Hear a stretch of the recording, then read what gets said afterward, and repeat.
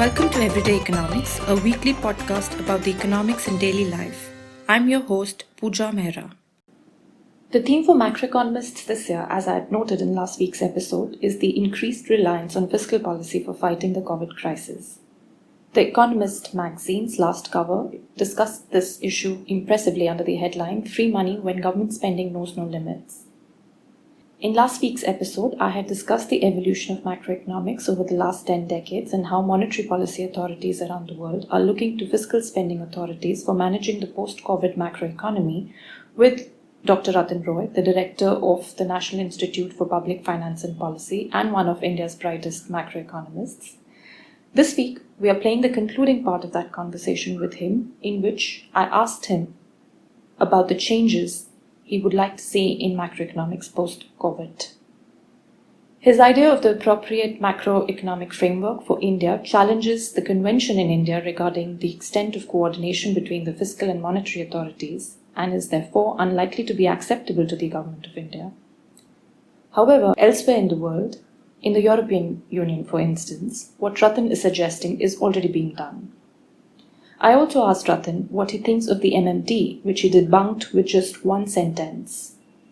Believers in the MMT, or the modern monetary theory, advocate that currency issuing countries can simply print money for spending by their respective fiscal authorities.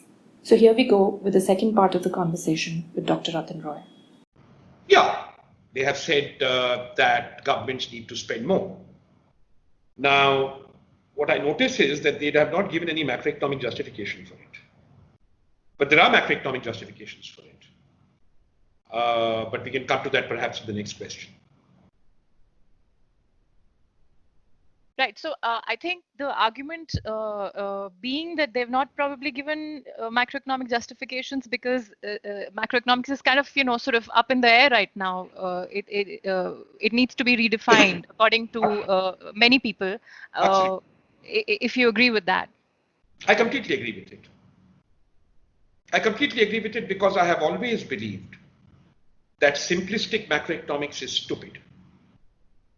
I have always believed that, especially for countries like India, which also have the growth problem, that casting things in terms of cyclical and counter-cyclical, pretending that short-term trends give you answers to long-term outcomes, and a silly belief in the emerging markets hypothesis 10 years after it is dead,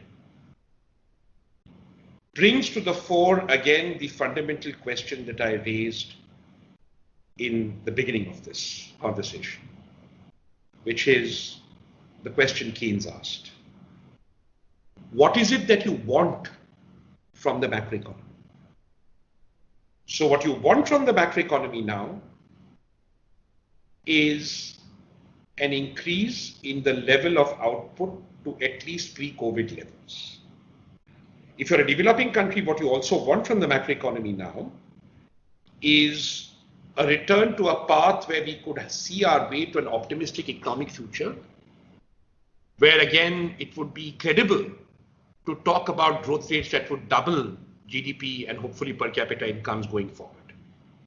And we've seen in the last few years that not only in developing economies like India, but even in advanced economies, monetary policy and reduced interest rates are not able to deliver that. Yes, and that is for a very simple reason. There was an arrogant misunderstanding in the theory of efficient markets that if the central bank is able to incentivize people to invest less when prices are high. Let me explain that. So when people invest, they invest more if capital is cheap. You can make capital more expensive by increasing the interest rate on capital, which is the price of capital. And the central bank can do that by increasing the rate at which banks borrow from it.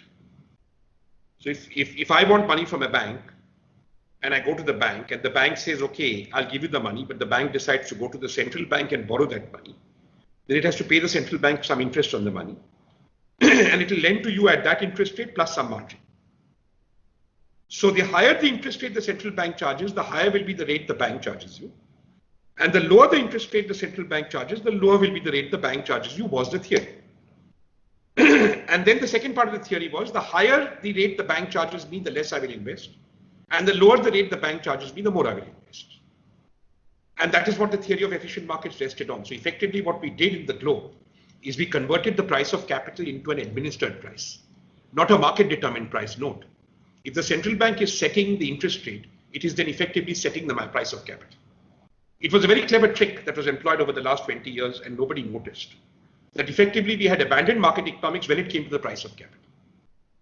But unfortunately, this abandoning of market economics and what I would call the communism of central banks failed. And it failed because when times of depression came, when central banks lowered interest rates, either as in countries like India, the commercial banks did not lower them by a proportionate amount, or even if they lowered them in developed countries, people did not take up the money. So a situation came where they kept lowering the interest rate till a point where, as in Japan now for over 10 years, the interest rate became zero. And still people were not investing. Conversely, before 2008, when central banks tried to raise the interest rates, the proportionate fall in economic activity was not commensurate with that. So something was not working for a long time. And therefore, now when central banks are talking Keynesian, they are talking this because they are economic modeling. I don't know if the Reserve Bank of India ever had a credible model. I'm sure they did. Has been thrown out of the window. And therefore, now they are putting the onus on government and saying you do fiscal policy, but the governments in turn are saying no. Because we don't know what fiscal policy is going to do. Because you've been telling us for 20 years that we have to worry about debt and deficit, so we are going to use monetary policy. So it's become a sort of game where the generals in a war, the army wants the navy to do its job and the navy wants the army to do its job, and that reflects a confusion in macroeconomics. So my solution to that confusion is very simple. You have to decide what you want to do with the macroeconomy. Now, what you want to do, unfortunately, depends on what you want to spend on. So let me give you an example. If the governments of India decide to borrow more, and they decide to take all that money and build 1,000 statues of great leaders, as opposed to the governments of India decide to borrow more, and they put all that money into infrastructure, low-cost housing, health, education. Obviously, it would make a difference to your calculation of whether that enhanced borrowing was justifiable or not, depending on which kind of spending the government did. But this was out of the macroeconomic toolbox forever. People talked about fiscal space, but I wrote a book a long time ago, just after the financial crisis, asking fiscal space for what matters in judging whether debt is solvent and sustainable or not. So if you look at the recent European Union borrowing program, you will find that borrowing program has been very carefully tied and articulated to a program of spending and justified in the medium term by saying if we do this with this, then these are the returns we'll get, and that is how we justify our borrowing. So the rules of borrowing, that it must yield a return that justifies it, have not been thrown out of the window at all. The rules of borrowing still exist and ought to exist. What has been thrown out of the window is some abstract notion that some quantity of debt is bad for an economy, irrespective of the purpose for which that debt is used. Or a level of public spending is bad for an economy, irrespective of the purposes to which that public spending is used and irrespective of the potential trade-off. That rule has gone out of the window. What you're saying is very important. So what you're saying is that there's need for far more, not only coordination, but even a combined, just like inflation targeting would set an inflation target for the central bank, the combined policy objectives of the central bank and the spending authority should also look into where money is going to be spent by the spending authority. I'm not sure governments, such as government in India, where there's this whole debate about autonomy of the central bank, etc., and the central government saying that no, but the central bank has to work within the objectives of the central government. So, what you're saying is very important for that debate. The central government is going to have to yield over here if what you're saying is going to determine the future of macroeconomic policies in India. If you're talking about India, then unfortunately the situation is much worse. The government of India has no idea what its budgetary position is going to be in 2023. The government of India has no idea what the general government, that is center plus states, budgetary position is going to be in 2023. The government of India has no idea what taxes it intends to collect successfully in 2023, even before COVID. And the government of India has no idea on track record what the fiscal deficit it would like to see in 2023, because the government of India has lost over time the capability of thinking in more than 1 year bursts. Is this how it is in other countries? No, it is not like this in any reasonably sophisticated economy that I know of, including developing economies. But maybe it's like this in Saudi Arabia, I don't know. It is certainly not like this in any other reasonably important major economy of the G20. All budgetary and fiscal and monetary processes are decided in the medium term. Or with the central bank, it's even worse. And the investor community has collaborated in that in this country. You know, the reason I don't want to ever be chief economist of a bank is I think they're overpaid, because all they seem to do is predict the interest rate that's going to come out of the next 2-month MPC. So if you have 2 monthly MPCs, it means that you have no long-term idea of what is driving inflation and inflationary expectations. You're also making the proposition that the repo rate is able to calibrate the cost of capital on a daily basis and influence investment decisions on a 2-monthly basis. I find both these propositions absurd. Especially when you admit that you cannot target inflation because you give inflation a range of plus minus 200 basis points above the midpoint. That's a huge range. It's a huge range, but then you're claiming that you have a precision instrument called the repo rate, which can target that inflation, as I explained earlier, by influencing people's capital accumulation decisions. This is bad economics. It is very bad economics. And I can tell your viewers one thing. This entire nonsense was justified on the basis of one paper which was analytically empty. And all it contained was an econometric justification for the current state of affairs. And there was no political judgment drawn on the choice of target, whether it should be the CPI or not, and what the consequences would be if inflation was 8%. And then again, you have this problem. So today in COVID, you're seeing it. Everyone is saying, forget about everything. Forget about everything. Then why were you worrying about it yesterday? Should I forget about everything in perpetuity? The reason you're saying forget about everything is that you know that you have no idea what the consequences will be about forgetting about everything. So you might as well forget about everything because bad times have come. This is basically called panic. There is no other word for this. Now, if you don't want to adopt panic, then I would ask a very legitimate question. I would ask two questions. One, what are the consequences of 9% inflation under the post-COVID circumstances? And what are the consequences of tolerating 9% inflation? If the consequences are that the interest rate falls even further, will that be necessary and sufficient to increase investment?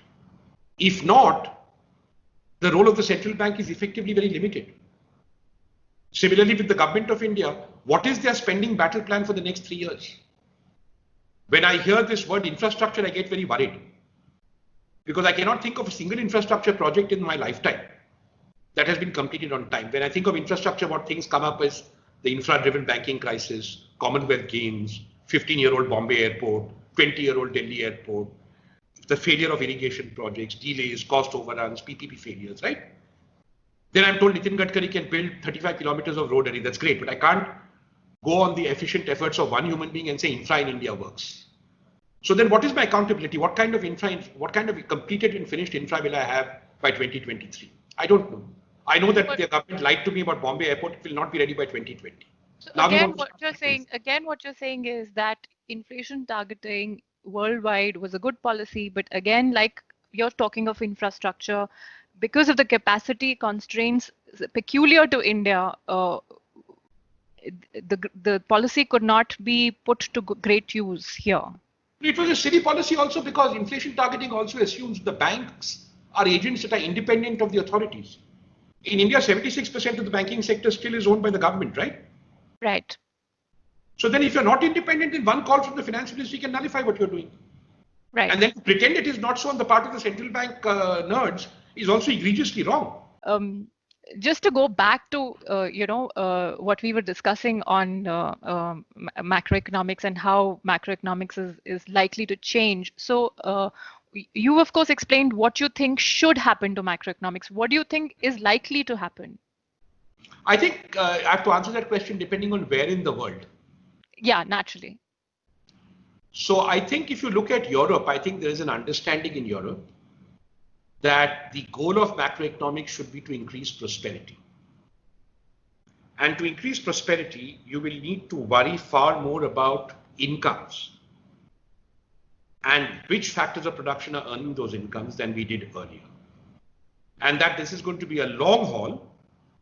And therefore, the first thing you need to do is break with the contract with the financial markets and tell them that, you know what I'm going to do to you? I'm going to put more and more money out in the markets that are what are called perpetuals, what I call consoles, which is the correct technical word. Which is I'm going to put money out there in the markets which you can invest in. I'll pay you a nice rate of interest, but I won't tell you when I'm going to pay you back. That I'll decide. That effectively gives me a longer time frame in which I can work on increasing employment and increasing the share of non-capital and rental income in total output. And that recognition has very much dawned, I think, in Europe that this is what will bring prosperity on a sustainable basis. The American macroeconomy is confused because the President of the United States is confused. On the one hand, the American macroeconomy is using its sovereign power over the dollar to undertake, I think, one of the most aggressive liquidity enhancement operations in the history of the world. And this is coming on top of a relatively more muted but still very impressive monetary easing that has been happening since the financial crisis. At the same time, what the United States is doing is asserting at least that it wishes to put up barriers to trade because it wants more self-reliance in America. And that would run counter to the policy of using its monetary policy. So they have to sort that out there. I think the emerging economies are in great trouble, all of them. India is, I think, one of the worst affected for other reasons. The emerging economies are in great trouble because the management of their business cycle and the management of their debt will still be guided by old principles in the rating agencies unless the economics profession working with financial experts is able to change the business process of rating agencies. And therefore, the ability to attract foreign capital at a reasonable risk premium is going to be further jeopardized, and there is no time when they have needed foreign capital more. In addition, if there is a decline in world trade, then export-facing countries, not India, like Turkey, or commodity producers like South Africa, Brazil, will be adversely affected. But countries with a strong home market will not be. In India, we have remittances, no? Pardon? Remittances, if there's a shock to the remittances that India receives. We will not have a foreign exchange constraint arising as a shock to remittances in my view. And remittances have not been used in India to increase prosperity really. If you look at all the studies on remittances, very little of it has gone into productive investment. A lot of it has gone into high-end housing and things like that, which is now sort of over. A lot of it has gone into family support, that is true. So there'll be some suffering at the individual family level if they're dependent on individual remittance incomes. I don't think remittances is such a problem. Sure. Just to go back to what you said about consoles, that's an instrument. How is that the future of macroeconomics? That's just one instrument. Because you're increasing the telescopic foresight of the economy. So when you have a console, you are saying that I cannot, what has happened when you talk about New Keynesian and all that, you are solving for the macroeconomy every year, right? You're saying, this is the debt I have, this is the money I'm going to spend, this is the output I'll get next year or the year after. And therefore, all your instruments are tradable in a finite period of time. When you have a console, you are essentially saying that there are certain decisions I take, the payments of which I will decide in a time frame that I will decide. Which means you are acknowledging that there is a long time frame within which you have to make structural adjustments. And the price of capital may reflect positively, in the sense a slightly higher price, that long-term uncertainty, but your ability to then reclaim that capital is zero. That decision will be taken by the borrower, in this case the government, not by the lender. Right. That's why it like you were saying to me, not today, but on another day, you were saying to me that that allows the spending by the spending authority, better prioritization. Like you said, it's probably better to spend on low-cost housing than, capitalizing an airline. Yeah, I mean, but that is why I said I exclude India, because in India, I don't think anybody has any idea what spending priorities are. Further, what the government has signaled, the government of India, is that we are going to shrink the state. I mean, what I heard in those, if you're going to take, if you're not going to have clear spending priorities, then I think India is in trouble. I've been saying this before COVID, that India's growth story is getting over. Because a growth story that is dependent on auto sales, two-wheeler sales, FMCG, that sort of thing, is over because it only depends on the consumption potential of the top 150 million of the population. So whenever you have a crisis like a banking crisis or something else, as Arvind Subramanian eloquently shows, then a crisis comes into play. But I think what Subramanian does not show, and he has not acknowledged, he is not opposed to it, is that the roots of that crisis lie in the fact that since 1991, the India story, first let's get it out of the way, has not been about exports. The India story tried to be about infra, but we all know it failed. So the India story has essentially been about the consumption of the top 150 million of the population. And whether you look at automobiles, whether you look at two-wheelers, whether you look at fast-moving consumer goods, whether you look at white goods, whether you look at upmarket housing, all those sources of demand were petering out before this crisis, and this crisis has only accelerated that. But imagine a situation. But hold on one sec. Large chunk of this consuming class is people who are dependent on government for salaries and pensions. And you're saying the state is shrinking, is it? No, it can't be, because I said 150 million, and generously put, total payroll of government is 3-4 million. And so if you multiply that by 3, I'd say about 10% is coming there. But that's a separate issue. But you're right. I mean, there is a separate issue. The central government is shrinking. Yeah, but there are state governments, there are university employees, there are PSU employees. If you take the overall size of public sector contribution to the top 150 million, it is about 25 to 30%. I would say, but you still have 70% at the bottom. But what we know is that if you want to increase the size of that 150 million, it's not going to come from putting in more government employees, right? Yeah. So now, or it could come from more government employees, but what they do will have to be different. So now imagine a situation, Pooja, when March COVID happened, but the India output composition of India's output was not where the leading indicators were all this auto and airlines and all this stuff of that Bombay loves. But let's say that 60% of our output came from a profitable agricultural sector, including food processing, animal husbandry, fisheries and dairy. Making the 400, 500 rupee shirts that we now buy from Bangladesh and Vietnam. A slum-free India financed by a massive low-cost housing program that would have started in 2014.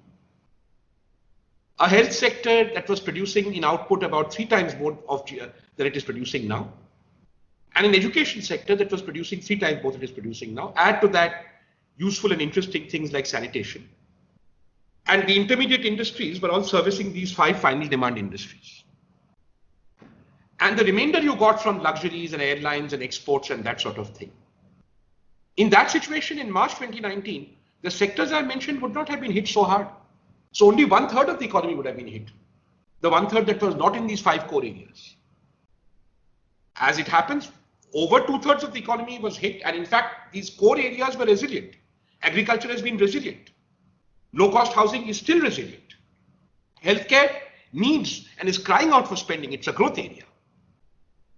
Right? Right. So and then we would have been riding a growth curve. We would not have been in this situation. This is the reason why this happened, and that's why we need a macroeconomic change. So a macroeconomic objective, in my view, should be to increase growth and make it more inclusive by changing the output composition of demand. And then if people want to borrow money or print money, I will justify it. Then if people want to have a reasonable liquidity policy, I will justify it. I will justify privatization or oppose it depending on what you're going to do with the money. If you're just going to fill a fiscal hole, I will not justify it. I need to know what the national economic objective is, and if it is a change in the output composition of demand, and then we should state that very clearly, and that will be the macroeconomic framework that we will build. That makes sense. Actually, I agree with that. Just my last question for today. You're talking about how what you spend on justifies your borrowing more. That is, government's borrowing more. I just also want to ask you. There is actually wartime level of spending and huge deficits in public debt, even in advanced countries. France, Spain, UK, US. They're all, their public debt level this year is probably going to be more than 100%. So, in this situation, if the condition that you're saying what this money is spent on is satisfied, then can governments afford to, afford the debt that they are piling up? Who's going to pay for all this money? Where is it going to come from? Well, And I if just want to you bring spend- in this one, supplementary question here that we read everywhere saying that, if there's a currency issuing government, an advanced country, say US, Japan, or UK, where they issue governments issue currencies, then there's no problem. They can raise as much debt as they like. So what does it mean, when economists say that? Okay. I have a proposition for these economists. They're called modern monetary theorists, by the way. You will hear this, your listeners, MMT. Let's abolish all taxation then. What do you say to that, Pooja? Why should we even bother taxing people? Yeah, just borrow. Just borrow. But then what happens to inflation? Well, clearly nothing according to the modern monetary theorists. And taxing will not reduce inflation. So we're asking how to finance government expenditure. Let's just borrow. So just to help your readers, imagine you're borrowing and imagine you're paying some interest on it. So what happens if the interest keeps going up because borrowing keeps going up, and at one stage, the total interest is exactly equal to the total borrowing next year? Then all your extra borrowing is for interest. So you'll have to borrow more than your interest to borrow more. Who is going to benefit from that? Say that Those again, who pay please. I didn't interest? understand. All right. Suppose this year I borrow 100 rupees and spend 100 rupees. Yeah. Yep. And my interest is 10%. So next year, if I want to keep spending 100 rupees, I have to borrow 110 rupees. Correct? Got it? Yep. So a year will come when to spend 100 rupees, I've got to borrow 100 rupees. Right. And a year will come when to spend 100 rupees, I have to borrow 1,000 rupees. Right. So then most of my borrowing will be for borrowing and not for spending. Right. So how does that matter? Chalo, I'll tell you how. India's been quite close to that, isn't it? No, not yet. We're a long way from it, but we could one day get there if you're not careful. Not in my lifetime or yours. But let me explain why this is wrong. Suppose, let me be bold and say to your listeners, it should be interesting. Chalo. So what's wrong with that? After all, you're only borrowing from your own countrymen, no? I'm excluding foreign borrowing here, yeah? So then if I'm borrowing 100 rupees from my people and giving them interest, what's wrong with that? I'll tell you what's wrong with that. Who do you borrow from when you go to a bank? You borrow from depositors, and depositors are normally richer than people who cannot deposit money. So the more you borrow, the more you enrich. And basically, when you run a fiscal deficit, and this is my concern with it, not that it's affordable or not, and therefore, you are paying the rich for the privilege of developing your own country. If you borrow 100 rupees from a rich man or woman, and you build a road, and then the rich man or woman drives his Porsche down that road for free, and you pay them 10% interest to build the road on which his car, is that fair? Is that correct? Is that a state of affairs you want to be in? It's exclusionary. It is hugely regressive. And therefore, because you're paying the rich for the privilege of developing your own country. Now, this is my argument against excessive borrowing. It is not some silly, argument that someone learned in a secondary at university about debt sustainability limits and all that. Essentially, this argument can be expressed in the following way macroeconomically. That as long as your growth rate exceeds the rate of interest you pay people from whom you borrow to grow, there is a national dividend. That national dividend is higher the higher your growth rate and the lower your interest rate. But over time, that dividend always goes down. And then you have to worry about redistribution. But when you borrow in excess, you're pushing up the rate of interest on capital. Unless that increase in the rate of interest is matched by a greater increase in growth, which is why what you spend on matters, your macroeconomic condition for incremental borrowing is not met. That is quite apart from the inequity issue I mentioned. So there are two reasons why you have to be careful about why you borrow. With the MMT, I'm not going to glorify it with any argument, except saying that all those who favor MMT should stop taxing. Why do you, especially indirect taxes, why do you want poor people to pay a tax on matches and all that? Just borrow. Understood. Just finally, when the central government can push the central bank to reduce its administered interest rates, what happens to this argument then? Because the central government is such a big borrower, and it is in a position to sort of get the central bank to maintain low interest rates, then how does this play out?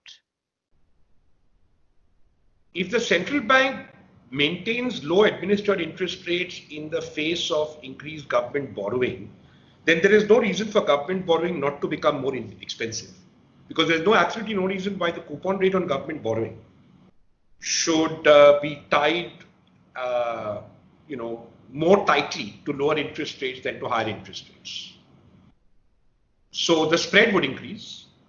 But the problem is not that. The problem is that the Reserve Bank of India is also the banker to government. So they have a mandate to sell government debt at as low a rate of interest as a coupon rate as possible, right? Yeah. That is what is artificially depressing government interest rates when they can. And then the secondary markets bond yields go up and down, and my friend Salil Chinoy gets very nervous. But that doesn't really matter to government what happens once they've sold the debt at a given price. So government is in a position to attain a sort of MMT type free lunch. Exactly. So the market for government debt is gamed, right, in many ways. And I have no problem with that. As long as the debt is used for purposes. Yeah. That are virtuous. And then they don't use the money they raise for, they have not misplaced, but they don't have the priorities that you're pointing out very rightly. And not just that. At the moment, the government's failure to tax at the levels they say they will. We have a taxation crisis in this country. And government has been lying to itself about it. I don't know why. For the last 3-4 years, our tax GDP ratios have been falling. It's been very unhelpful that people like Surjit Bhalla have been predicting doubling of tax policies in 2016 and all. I said then they were foolish, and I say so now. And the government thought that demonetization would bail them out. The government thought that GST would bail them out. Exactly the opposite has happened. It is high time for the government to understand that tax GDP ratios, revenue GDP ratios are falling.